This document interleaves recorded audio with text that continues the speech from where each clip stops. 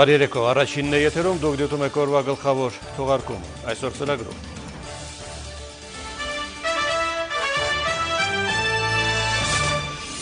Երևանը մանկական Եվրատեսիլի մայրաքաղաք, Հայաստանյան բեմում հին աշխարհին նոր լավագույն մանկական երգի դափնին կվիճարկի 13 երկրի ներկայացուցիչ։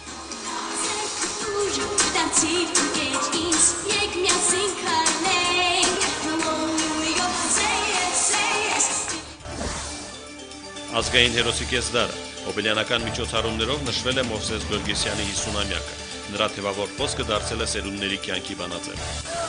Կեցային Հայաստանը, որը վաղն է գալու։ Հաշմանդամ ազատամարտիկը կատարել է զոհված ընկերներին տված խոստումը եւ նվաճել սրբազան Արարատ գագաթը։ Արարատը էլի ֆանտաստիկա էր, բայց բարձրացա։ Հետընտրական կրքերը Հարավային Օսիայում շարունակվում են բորբոքվել։ Նախագահի նախկին տեխնացուի կողմնակիցները չեն հեռանում Ცხինվալի հրապարակից։ Ընտրություններում նման ակտիվություն Եգիպտոսը չէր տեսել փարավոնների ժամանակներից։ Ընտրական խառնաշփոթը դեռ չի ավարտվել, առջևում երրորդ փուլն է։ ՄԱԿ-ը քննարկում է Պաղեստինի անկախության հայտը։ ՄԱԿ-ի հերթական անդամը դառնալու համար անհրաժեշտ է անկախության խորհրդի 15 անդամներից 9-ի համաձայնությունը։ Նախ տեղափոխվենք Կարեն Դեմիրճյանի անվան մարզահամերգային համալիր, այստեղ հաշված րոպեներից կմեկնարկի մանկական Եվրատեսիլ 2011-ը։ Երեք միջազգային մրցույթի գլխավոր փորձն էր, որի փորձնական քվեարկության արդյունքում հաղթել էր Շվեդիայի ներկայացուցիչը։ Այսօր մանկական Եվրատեսիլի նվիրված հայփոստը թողարկել է հատուկ նամական իշեր, 40,000 հատ։ Դրանց մարման պաշտոնական արարողությունից հետո նամական իշերը կհայտնվեն ֆիլատելիստական խանութում եւ փոստային բաժանմունքներում։ Մարզահամերգային համալիր մենք դեռ կտեղափոխվենք։ Կապ կհաստատենք իմ գործընկեր Տիգրան Դանելյանի հետ։ Իսկ մինչ այդ այսօր Մովսես Գորգեսյանի ծննդյան օրն է։ Նշվել է Հայաստանի ազգային հերոսի 50-ամյակը։ Պաշտպանության նախարարը, զինված ուժերի ղեկավար կազմը, ընկերներն ու հարազատներն այցելել են Ծիծեռնակաբերդ, հարգանքի տուրք մատուցել Մովսես Գորգեսյանի շիրիմի եւ հայոց ցեղասպանության զոհերի հիշատակի անմար կրակի մոտ։ Հերոսին իսկ շատերի դիպուկ բնորոշմամբ գաղափարական մարտիկին նվիրված միջոցառումները շարունակվել են Առնո Բաբաջանյան համերգասրահում, որտեղ կայացել է հուշ ցերեկույթ։ Կեցե ազատ եւ անկախ Հայաստանը։ Կեցային Հայաստանը, որը վաղն է գալու։ Հայաստանի անկախացման համար պայքարին Մովսես Գորգեսյանը զինվորագրվեց դեռ սովետական դարաշրջանի 70-ականներին, դեռ այն ժամանակ, երբ դա շատերին անհնարին էր թվում։ 18 տարեկան Մովսեսը հենց այստեղ Ծիծեռնակաբերդի անմար կրակի մոտ երդվեց պայքարել Հայաստանի պետականության վերականգնման համար, դառնալով ընդհատակի ազգային միացյալ կուսակցության անդամ, իսկ արդեն 1987-ին ԱՄԿ 5 նվիրյալներով հիմնեցին ազգային ինքնորոշում միավորումը, որն արդեն բացահայտ քաղաքական պայքար սկսեց հանուն Հայաստանի անկախության։ Մովսեսը մեկն էր այն հայ նվիրյալներից, որը պարտքի գիտակցություն ուներ, պարտքի գիտակցություն եւ իր դաշնակցական Սամի Չաուշի թորներ, եւ միտեղ պիտի դա այսպես ասած գեներով պիտի գար պարզ հայ գիտակցությունը, որ պարտք կա մեր հայրենիքի առջև, եւ ինքը բոցավառվեց հենց այդ կրքերի մեջ։ Երբ առաջին հանրահավաքներում դեռ Մոսկվայից էր ակնկալվում Ղարաբաղի հարցի արդարացի լուծումը, Գորգեսյանը Հայաստանի անկախության դրոշակակիրը դարձավ եւ 88-ի մայիսի 28-ին հրապարակում բարձրացրեց հայոց եռագույնը, մեր անկախության խորհրդանիշը։ Սուքը հավերժ է, եթե պայքար չկա։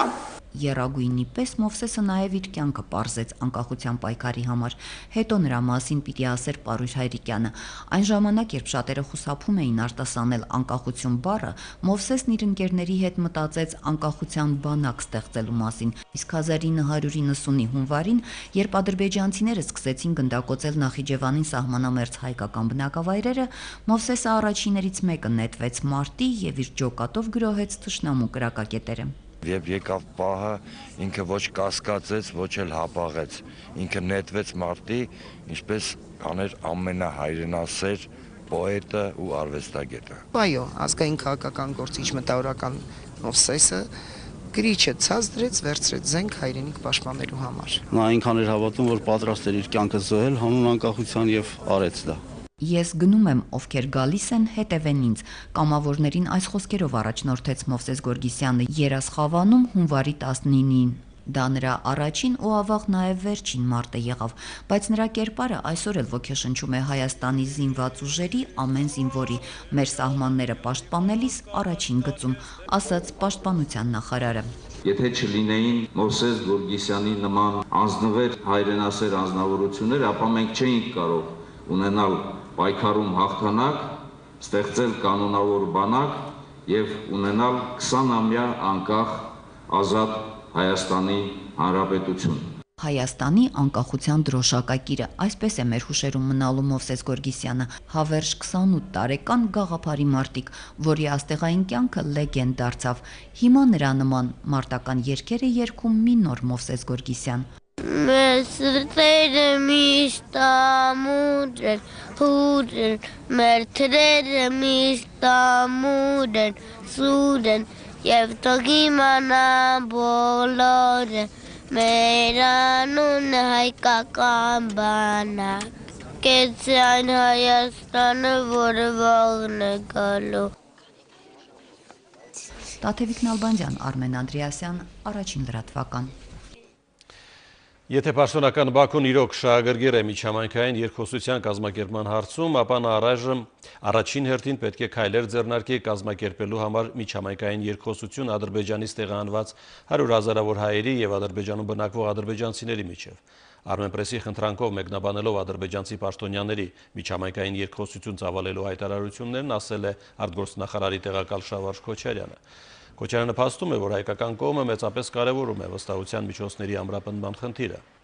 որը բազմաթիվ տարերից բաղկացած ամբողջական փաթեթ է։ Այդ տարերից են ժողովուրդների միջև ատելություն եւ թշնամանք սերմանող պետական քարոզչությունից եւ ռազմատենչ հայտարարությունից հրաժարվելու հարևան ժողովրդի պատմամշակութային ժառանգության ոչ թե ոչնչացումը, այլ պահպանումը, հրադադարի ռեժիմի ամրապնդումը, շփման գծից դիպուկահարերի հետ քաշումը։ Իսկ Ադրբեջանը ըստ Շավարժ Քոչարյանի ընտրովի է մոտենում առկա խնդիրներին, առանձնացնելով ամեն ինչից իրեն ձեռնտու տարրերը եւ աղավաղելով խնդրի բուն էությունը, ի վնաս թե համապարփակ կարգավորման համար անհրաժեշտ վստահության մթնոլորտի ձևավորմանը, թե բուն կարգավորման գործընթացի։ Այսօր աշխարհը նշում է հաշմանդամների միջազգային օրը։ Երևանում կառավարության ղեկավարը եւ աշխատանքի ու սոցիալական հարցերի նախարարն այցելել են հաշմանդամների Փյունիկ միություն, զրուցել հաշմանդամների հետ։ Փյունիկն արդեն տևական ժամանակ է, ինչ զբաղվում է հաշմանդամների խնդիրներով, շատերը աշխատանք են գտել հենց կազմակերպության օգնությամբ։ Հայաստանում 175,000 հաշմանդամ կա, 8,000-ը երեխաներ են։ Կառավարությունը Արթուր Գրիգորյանի խոսքով դրանց առավել որակյալ ծառայություններ մատուցելու համար նոր հայեցակարգ է մշակել։ Կառավարության կողմից յուրաքանչյուր տարի պետական բյուջեով մեծ գումարներ կա հատկացված հաշմանդամության ոլորտին։ Միայն ես մեկ ծրագիր նշեմ, որտեղ շուրջ 900 միլիոն դրամ գումար է հատկացվում հաշմանդամներին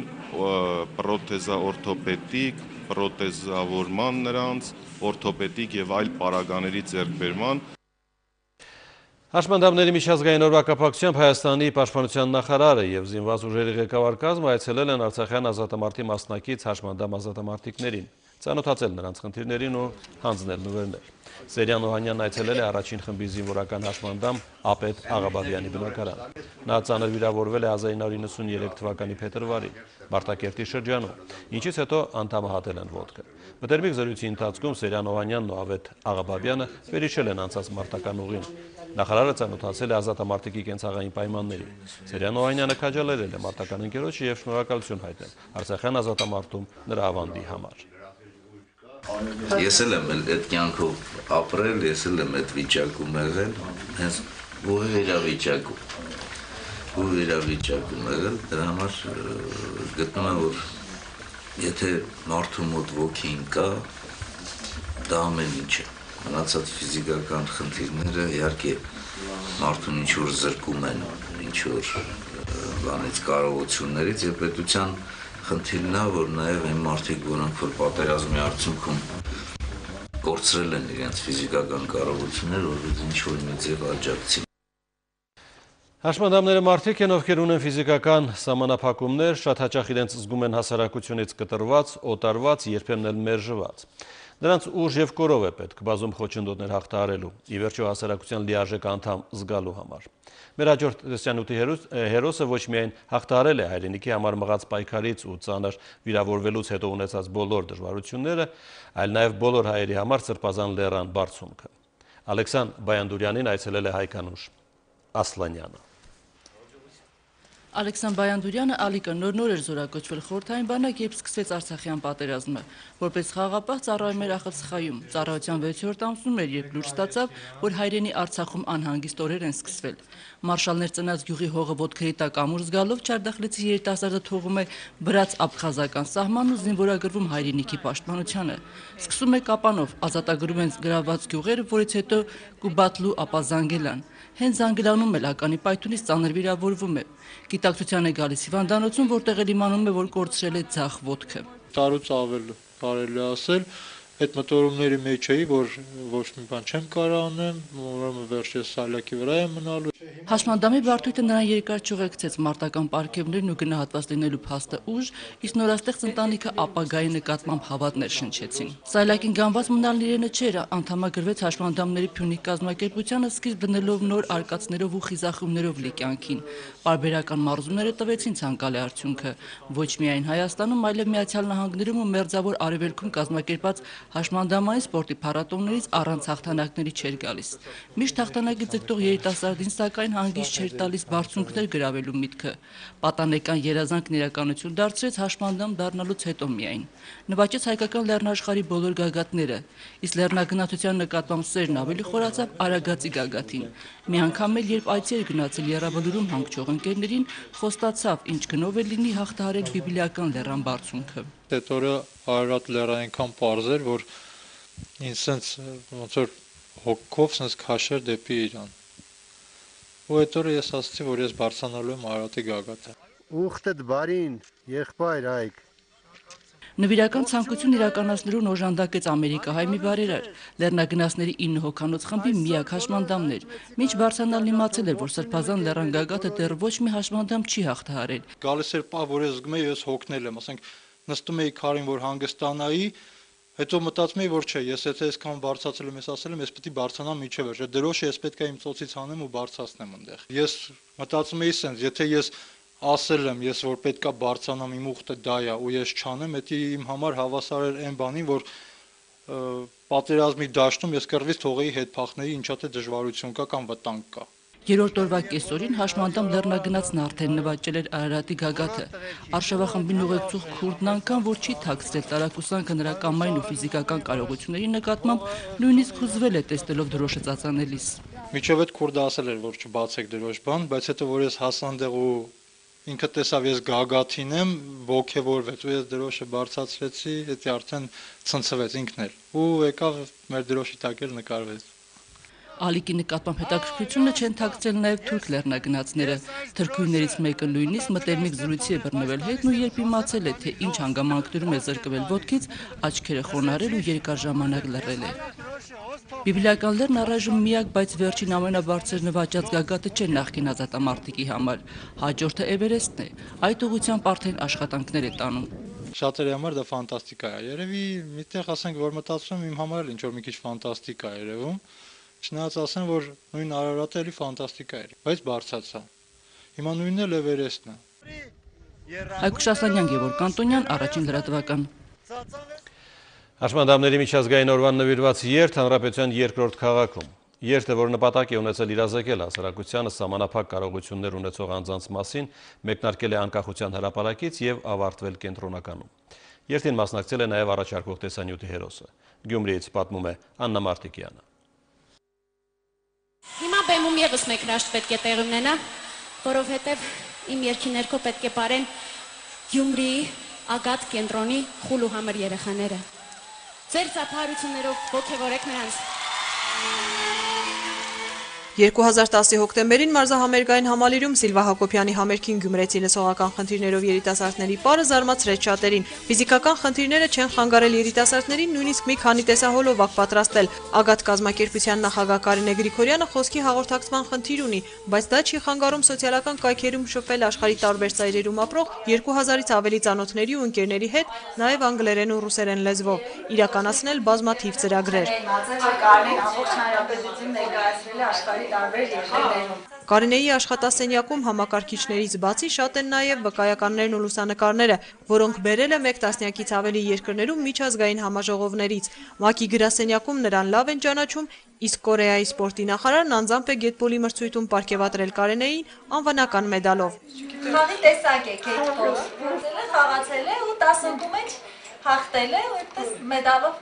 իրեն տվել են։ Կարինեի ձեռքբերումների սկիզբը 2006-ն էր, երբ Ամերիկայի Միացյալ Նահանգներում ստացավ առաջին հավաստագիրն ու որոշեց ոչ թե խուսափել հասարակության հետ շփումից, այլ դառնալ նրա շատ կարևոր անհատներից մեկը։ 2007-ին հիմնեց Ագատ ընկերությունը։ Ես երջանիկ եմ, որ իրապես քույրիկ ունեմ եւ նույնը կարող է ինքը ասել, որ մեծացել է նման ընտանիքում։ Մասնագիտությամբ տնտեսագետ հոգովան կոտրում Կարինեին մանկության տարիներին օգնել է ընտանեկան ջերմությունը։ Այսօր ինքն է փորձում հատուկ կարիքներ ունեցող մարդկանց տաղանդը բացահայտել ու օգնության ձեռք մեկնել։ Ես կարող եմ լինել առաջին շարքերում ֆիլմը, որտեղ նկարահանվել են 7 մեծ շարուներից, որոնք ունեն խնդիրներ, բայց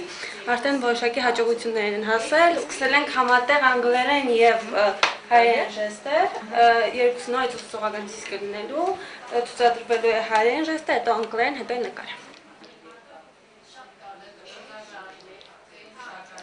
Ժեստերի լեզվով ասած Քրիստինեն ուզում է օպերատոր դառնալ, իսկ դրա համար կան բոլոր պայմանները։ Կարինեն արդեն փոքր ստուդիա է ստեղծել, բայց դեռ չի կահավորել։ Գյումրիում կրկին երթ է։ Այս անգամ միասին հանուն ավելի լավ ապագայի կոչով ցուցանակներով Ագատին էին միացել նաև գործարարներ, պետական պաշտոնյաներ ու սովորական քաղաքացիներ։ Իսկ առաջիկայում Կարինեն իր 100-ից ավելի շահառուների ամանորը ավելի հետաքրքիր դարձնելու համար մեծ ծրագիր է նախապատրաստում։ Աննա Մարտիկյան, Տարոն Բալոյան, Առաջին լրատվական։ Այժմ գանք միջազգային լրատվության առավել ուշագրավ իրադարձություններին։ Բաքվի ոստիկանությունն այսօր բիրտ ուժ է կիրառել ցուցարարների նկատմամբ, որոնք բողոքում էին ադրբեջանական բանակում խաղաղ ժամանակ զինվորների զոհվելու դեմ։ Ըստ Ռեգնում գործակալության ցույցին մասնակցել է մոտ 100 մարդ, որոնցից 10-ը ձերբակալվել է։ Ըստ պաշտոնական տվյալի ադրբեջանական բանակում այս տարվա ընթացքում զոհվել է 90 զինծառայող, ևս 92-ը վիրավորվել է։ Համեմատության համար ամբողջ 2010 թվականի ընթացքում ադրբեջանցիներն ունեցել են 44 զոհ։ Հարավային Օսեթիայի նախագահի նախկին թեկնածու Ալլա Ջիոևայի կողմնակիցները Ցխինվալի կենտրոնից ոչ միայն չեն հեռանում, այլև նոր պահանջներ են ներկայացնում։ Նրանք պահանջում են նախագահ Կոկոյտի Գերագույն դատարանի նախագահի եւ գլխավոր դատախազի անհապաղ հրաժարականները, եւ միայն այս պայմանները կատարելուց հետո կհամաձայնեն բանակցություններին նստել իշխանությունների հետ։ Ջիոևայի աջակիցները դեմ են ընտրությունների երրորդ փուլի անցկացմանը, որը նշանակված է մարտի 25-ին եւ պահանջում են ճանաչել իրենց թեկնածուի հաղթանակը երկրորդ փուլում։ Դեկտեմբերի 10-ին նրանք մտադիր են կազմակերպել իրենց թեկնածուի, ինչպես իրենք են ասում, օրենքով ընտրված նախագահի երդման արարողությունը։ Հիշեցնենք, որ կենտրոնական ընտրական հանձնաժողովի տվյալով նախագահական ընտրությունների երկրորդ փուլում հաղթել էր կրթության նախկին նախարար Ալլա Ջիոևան, հետևում թողնելով Մոսկվայի աջակցությունը վայելող թեկնածու Բիբիլովին։ Սակայն Գերագույն դատարանը քվեարկության արդյունքները չեղյալ էր հայտարարել, իսկ Ջիոևային զրկել էր 2012 թվականի մարտի 25-ին նշանակված նոր ընտրություններին մասնակցելու իրավունքից։ Ջիոևան այդ որոշումը բողոքարկել է, որը կքննարկվի երկուշաբթի։ Մեր հեղափոխությունը գողացան, սրանք խորհրդարանական ընտրությունների առաջին փուլից հետո Կահիրեի Թարիր հրապարակում ամենից հաճախ լսվող բառերն են։ Եգիպտոսի 9 նահանգում տեղի ունեցած քվեարկության ստույգ արդյունքները դեռ հայտնի չեն, բայց արդեն պարզ է, որ առաջին դիրքերում իսլամիստներն են, իսկ նրանց հետ եգիպտացիները մեծ հույսեր չեն կապում, մանավանդ ժողովրդավարության զարգացման առումով։ Ըստ առաջին փուլի արդյունքների, անկախ թեկնածուներից միայն 4-ին է հաջողվել ուղիղ խորհրդարան մտնել։ Պատգամավորի մանդատի համար պայքարող մյուս թեկնածուներն այդպես էլ չեն կարողացել հավաքել ձայների 50%-ը, որն անհրաժեշտ էր երկրորդ փուլ անցնելու համար։ Ընտրողների մասնակցությունը բավականին բարձր է եղել՝ 62%, ինչպես գնահատել է պաշտոնյաներից մեկը, այսպիսի մասնակցություն Եգիպտոսը չի տեսել փարավոնների ժամանակներից։ Եմեն, չնայած նախագահ Սալեհն ի վերջո որոշեց իշխանությունը խաղաղ ձևով հանձնել, այդուհանդերձ Եմենում արյուն է հեղվում։ Գրեթե պատերազմական վիճակ է Թայիս քաղաքում, որտեղ արդեն 4 օր բախումներ են տեղի ունենում ընդդիմության կողմնացած ցեղախմբերի եւ բանակային ստորաբաժանումների միջև։ Զոհերի թիվն արդեն անցնում է 2 տասնյակից։ Ընդդիմությանը զորակցող ցույց է տեղի ունեցել մայրաքաղաք Սանայում։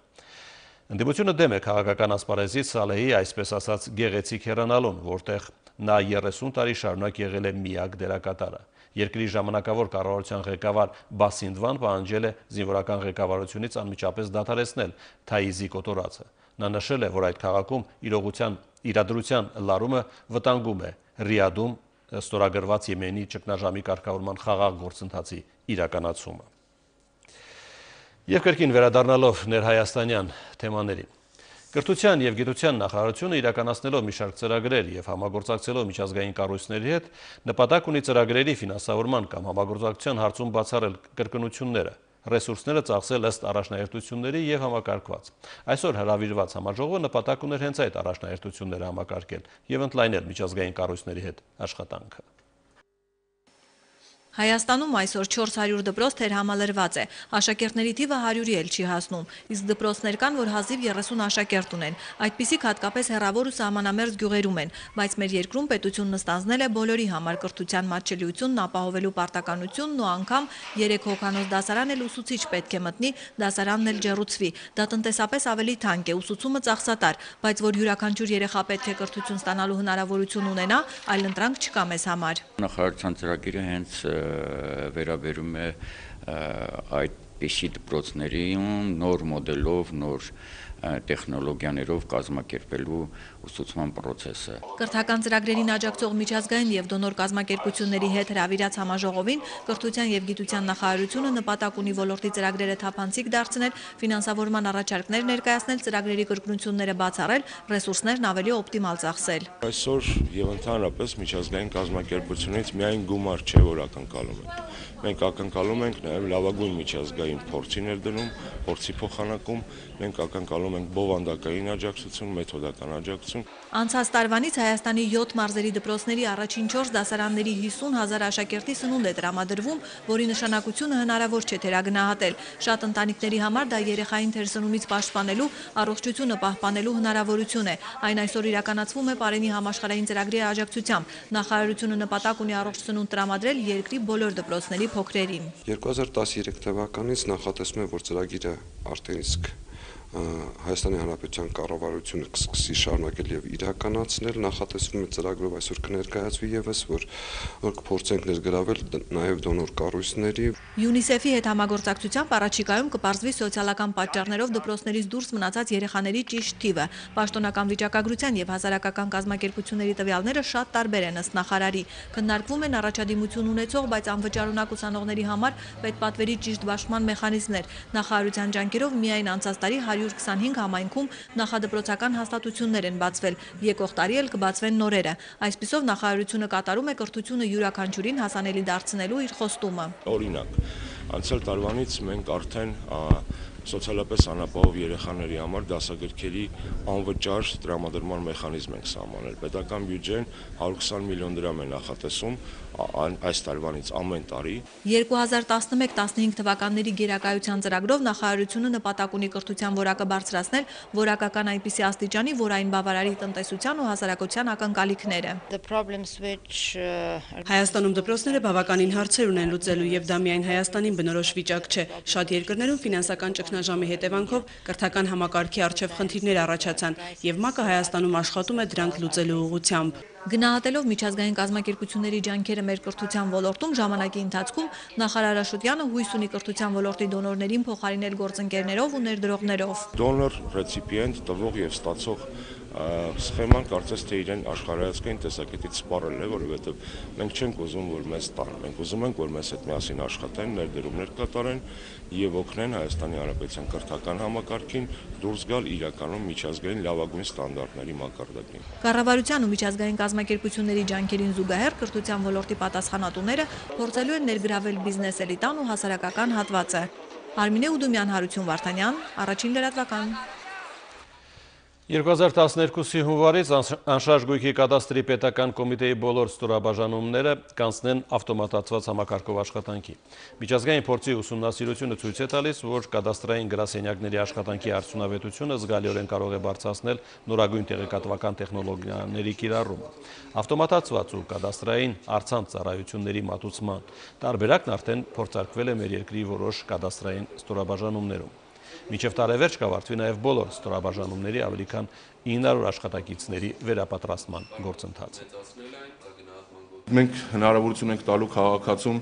իրավունքի պետական գրանցման դիմումներ գրել, միասնական տեղեկանքի դիմումներ գրել առանց մեր մարմիններ այցելելու։ Նաև ընդունենք, նա կարող է Մեղրի սպասարկման գրասենյակում դիմել Երևան քաղաքում իր բնակարանի գրանցման համար եւ վերջնական փաստաթուղթը վկայականը ստանալ նոյեմբերյան սպասարկման գրասենյակից։ Հնարավորինս արվել է, որպեսզի քաղաքացիների համար հարմարավետ լինի օգտվել մեր համակարգի կողմից մատուցվող ծառայություններից։ Օրվա մշակութային քրոնիկոնը։ Հայաստանի ազգային պատկերասրահն ունի իր կայքեջը։ Շնորհանդեսը տեղի ունեցել այսօր հենց պատկերասրահում։ Կայքը հնարավորություն կընձեռի համացանցի օգտատերերին ծանոթանալ ազգային մշակույթի գանձերին, դրանց պատմությանը։ Պատկերասրահի 26,000 ցուցանմուշներից առայժմ վիրտուալ այցելուներին հասանելի կլինի 11,000-ը։ 1.5 տարվա տքնաջան աշխատանք եւ այսօր ազգային պատկերասրահը ներկայացնում է իր վեբ կայքը։ Մեր մշակութային գանձարանի լավագույն արժեքները եռալեզու եւ բարձրագույն որակով։ Այդ առիթով մշակույթի նախարարը վերհիշեց 90-ամյա վաղեմության իրադարձությունները, երբ այն ժամանակ դեռ հեղափոխության թանգարանում հենց Սարյանի նախաձեռնությամբ ստեղծվեց կերպարվեստի բաժինը։ Այժմ գնահատելով կատարված հսկայական աշխատանքը Հասմիկ Պողոսյանը փաստում է. սա 9 տասնամյակների յուրօրինակ հաշվետվություն է եւ ազգային մշակութային արժեքների հանրագիտարան։ Մենք ունենալու ենք այսուհետ ուղղակի հանրագիտարան մեր մշակութային արժեքների։ Եվ այսպեսով մենք ցույց ենք տալի առաջնորդին, որ այս մենք նորովի արդեն մեկնաբանում ենք մեր օրերը, մենք սա պահպանում ենք եւ ամենակարևորը, որ սա ինքնանպատակ չի պահելը։ Այսինքն մենք սա փորձում ենք բացարձակապես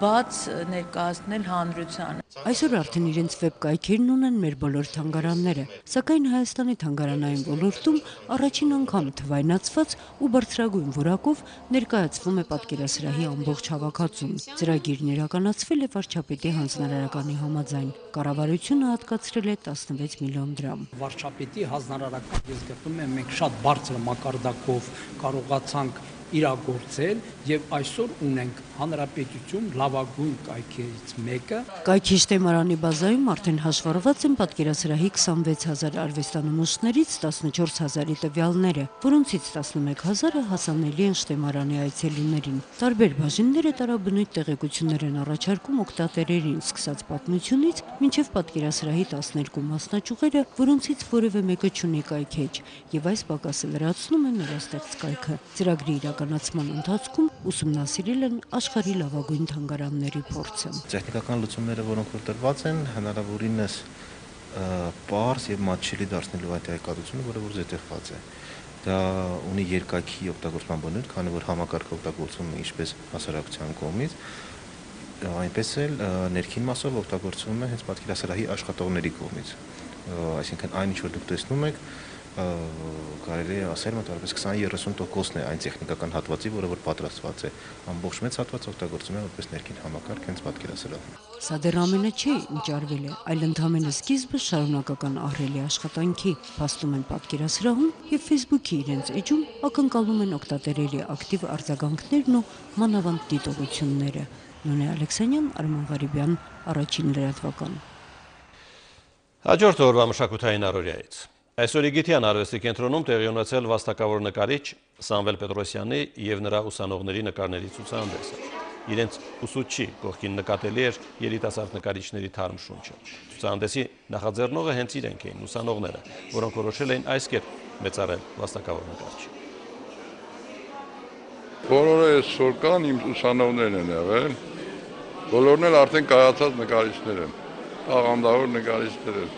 Տվել են, ինձ են անցել արդեն այնքան շնորհալի, իսկապես շնորհքով երեխեք են։ Այս բոլոր նկարիչները հայրիկիս ուսանողներն են։ Իրենց հենց մտքով, իրենց հենց գաղափարն է սա, հայրիկիս 70-ամյակին նվիրել այս ցուցահանդեսը։ Հայաստանում է աշխարհահռչակ դաշնակահար Ալեքսանդր Թորաձեն։ Նա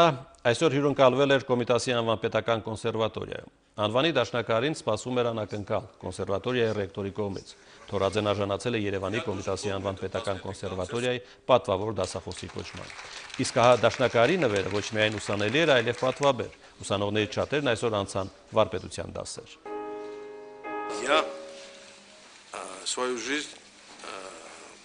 Ես իմ կյանքը առանց Հայաստանի երբեք չեմ պատկերացրել։ Ինչպես Իգորը ճիշտ նշեց, երևի դա ուղղակի այդպես ստացվել է։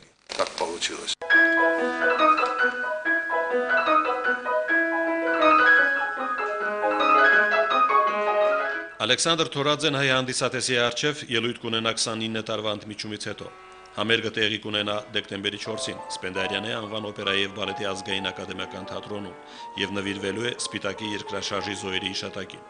Ծրագրում ընդգրկված են Պրոկոֆիևի, Շոստակովիչի դաշնամուրային կոնցերտները։ Իդեպ կոնսերվատորիայի բոլոր ուսանողների համար մուտքը անվճար է։